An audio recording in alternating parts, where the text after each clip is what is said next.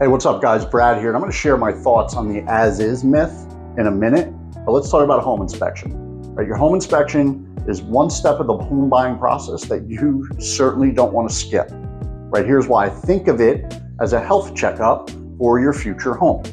While it varies by state, but we're right here, Monmouth and Ocean County, New Jersey, inspectors generally check the condition of the roof, the plumbing, the electrical systems, heating, air conditioning, and any structural issues, right, that may compromise the home. The goal is to uncover those issues that you didn't see during your tour, your showing, your walkthrough, right? Knowing what you're walking into helps you avoid what could be a very unpleasant surprise later on after closing. Plus, it gives you the power to renegotiate or ask the seller to make repairs before closing day.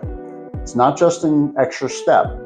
Okay, it's peace of mind, and that makes it one of the smartest moves you can make during the process. Okay, so if you could ask a home inspector one question before buying, what would it be? Okay, let me know, and I'm going to make sure it's the first thing that we bring up after we go under contract. Okay, and then as far as is, don't believe the hype, right? There's really no such thing. Okay, you can market it that way, it can go in the contract. At the end of the day, buyers have a right to a home inspection, and they can request that a seller make repairs, okay?